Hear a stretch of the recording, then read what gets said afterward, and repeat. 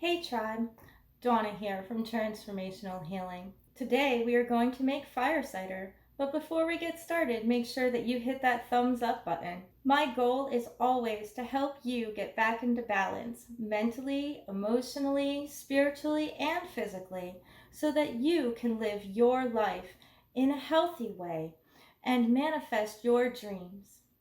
Make sure that you subscribe to my channel so that you don't miss out on any of the videos.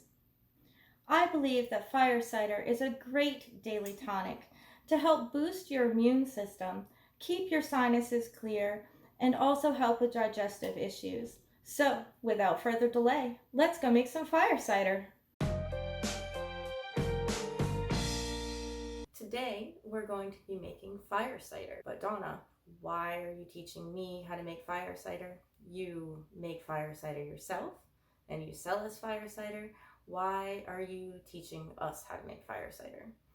Well, I think that fire cider is that important that I think that everyone should have it, even if they're going to be making it themselves or if they're going to be purchasing it. If you make it yourself, awesome. I think that it's a great daily tonic. And if you still want to purchase fire cider, then you get a behind the scenes look. So I hope you like it. Fire cider is a daily tonic. I make mine with Astragalus Root. We have some Astragalus Root here. A lot of people will put honey in their fire cider. I do not add honey to my fire cider. Mine is more of like a yummy, fiery salad dressing. In our fire cider, we have red onion. We have garlic. We have horseradish. And we have ginger. So I've already cut up all the vegetables. The very first thing that you want to do is to make sure that you disinfect everything that you're going to be using. So you have to wipe the counter down, make sure you wash your hands, use something that's antibacterial or antiviral. I use my vinegar spray that has orange essential oil and has been soaked in orange peels to clean everything down. My jar has just come out of the dishwasher and it is labeled with what is going in it and today's date, which is very important. You need to know how long you've had all your products soaking for. We are going to add all the products into our jar. So like I said, clean hands. We're just going to add all the onion. And you didn't get to see me cut up the onion because then you would have got to see me cry. No. Every time you cut fire cider, be prepared for it to clear your sinuses out just by cutting it.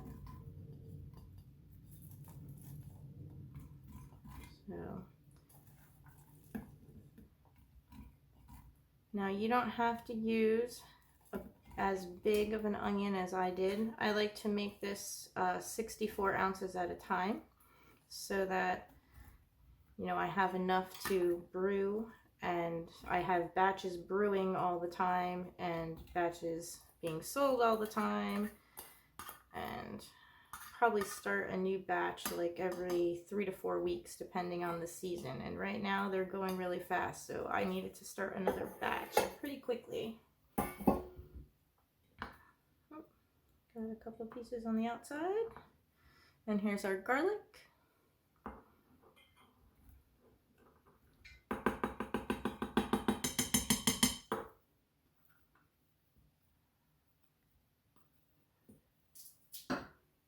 Yep, there goes those sinuses.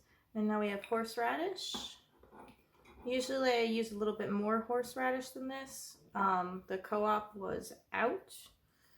It was the last piece of horseradish that I could get that was organic, and I refuse to put anything but organic into all the products that I make for you.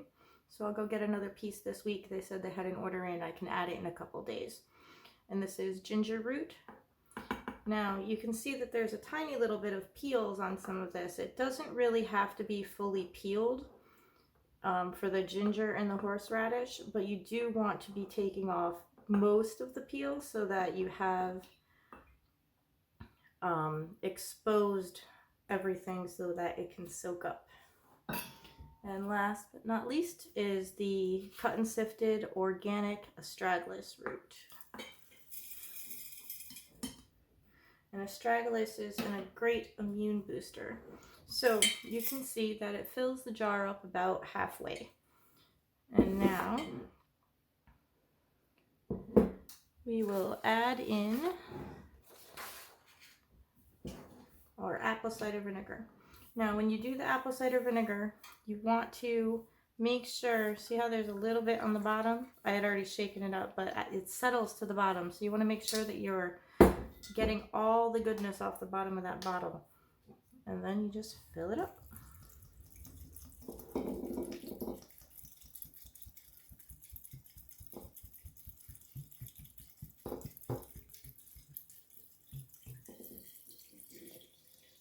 Now you want to cover it over.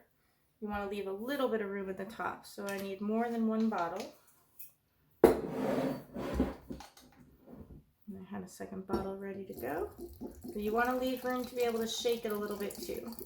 So kind of like when you're canning and you leave an inch of head space at the top. Just going to leave a little bit of space. Mix it all up in there. Shake it up.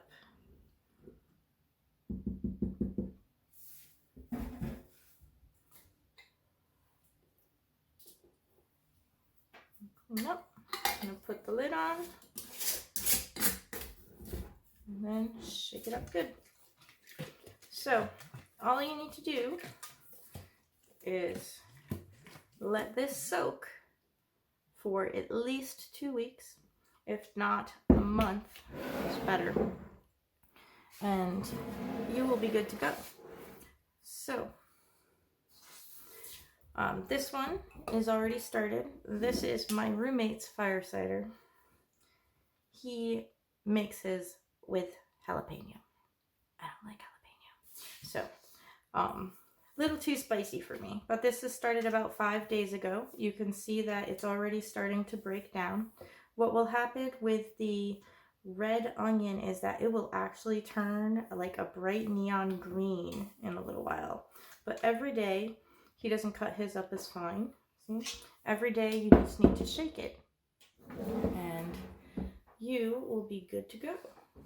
So there's lots of other things that you can add to your fire cider. I know people that use citruses, lemons, oranges, even limes. The lime gets a little bit funky for me, but I have had some with the orange and lemon. I thought that was really good.